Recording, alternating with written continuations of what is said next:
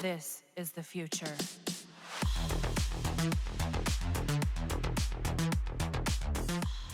Before we start this video, I would like to inform you that the Platinum Prize giveaway is still here, and if you have not entered yet, then go check out the link I have included in the pinned comment below to get a chance to win some free Platinum. This is open for all platforms by the way, and I will announce the winner tomorrow.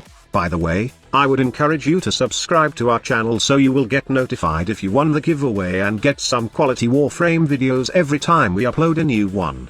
YouTube says 66.5% of you guys watching our channel are not yet subscribed, and I'm hoping that you would be part of the team. Now, let's get into the video. Some people were questioning why I considered the upcoming augment for Yarili. Well, it looks like they want me to paint a clear picture of how mad Aquablades will be, starting with Limbo. I know the title sounds crazy as to how could Limbo be a top-tier DPS this year when all of his abilities only involve time-stopping features or going to Limbo's Wonderland whenever he wants. He indeed has an augment called Drift Torrent to increase your damage for each enemy affected by Rift Surge, but it's not as good as other DPS frames like pouring down a barrage of shots with a Peacemaker Mesa. In a horde shooter like Warframe, it's better to nuke DPS than to single DPS, bear that in mind. Well, that's what everyone is told. Anyway, just to make this video viable, we are not just going to talk about single target DPS here, but a way to DPS nuke a room with Limbo in high-level plays, and clearly, Limbo has no capacity of doing that alone. But, with the help of the Helminth system, you can subsume the waifu Warframe's Aquablades to turn Limbo into an indestructible spin-to-win machine. I say this because you can go into Limbo's Wonderland and still hit enemies with Aquablades outside the rift. All you need to do is group them with the help of either Zenurix's Void Singularity, or even the Operator Arcane called Magus Anomaly. But how about those enemies that you can't pull Squad Leader? How will you be able to damage them and maintain the kill per second required, especially in endless survivals? The answer to that is the old trusty Mecha Mod set. Having all Mecha Mods in your setup will allow you to gain a 30 meters area of effect/nuke ability. Aquablades majorly deal /damage, and once a marked target died with this ability, the bleed procs turn into an area of effect bleed procs that affect targets within 30 meters. Not to mention that the Mecha Pulse that gives bonus armor also procs often with this build. You may not need the bonus armor percentage boost from Mecha Pulse, but it's sure cool to see thousands of bonus armor percentages, and it sometimes does help in survivability when getting out of the rift to get some stuff like energy orbs, life support, and loot. The best part about this is that your companion, which is a doggo, will not be susceptible to death, since once Limbo goes to the rift, the doggo will also be invulnerable for that period. With this build, I can turn Limbo right now into an immortal DPS machine, and, with Surging Blades in mind, the DPS will be much better, and this setup will have the ability to throw my Aquablades to enemies in distance. The build I'm using with an Aquablades Limbo is pure power strength with duration, and there will be no problem slapping Aquablades in this build. I'm not sure yet how the new augment will interact with mods like will it increase the percentage damage bonus with power strength. But, if there's one thing for sure, I won't need to change anything in my build and just slap Surging Blade into my Limbo. I really can't want to see how big of a deal Surging Blade will be for this setup, but it's kind of sad that an augment intended for the waifu Warframe will not be something to make uniquely powerful. Instead, she shares it with all frames in the game, which is good for players, but bad for the Warframe's reputation. I hope someday that this Warframe will get a decent rework though, and we just don't see another Warframe benefiting more from Yarili's Aquablades.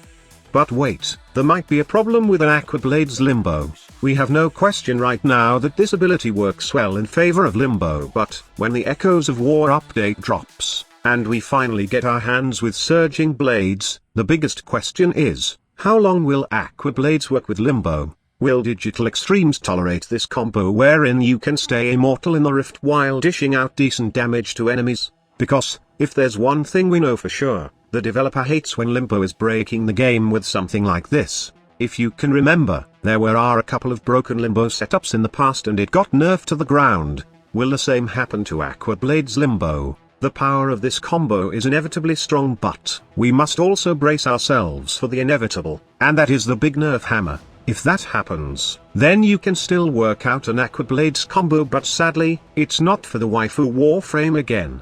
Aqua Blades with its upcoming new augment can also be decent for thick skin Rhino. All you need is to add Surging Blades in Iron Skin build and you have a tank DPS setup for Iron Boy. The good thing about Rhino is that he can also boost the damage of Aqua Blades through his raw ability. It's even better since an Iron Skin build is more focused on power, strength and armor, to help you gain more ferrite armor in one go.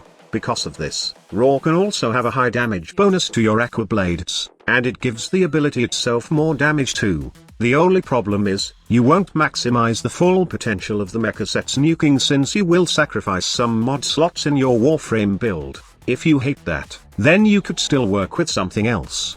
Say, Ash with Aqua Blades. Ash passive helps the Aqua Blades prosper because it adds increased bleed damage and duration to your Aqua Blades. Also, he is one of those frames that you can just slap Surging Blades in your usual Ash build and go off into a mission.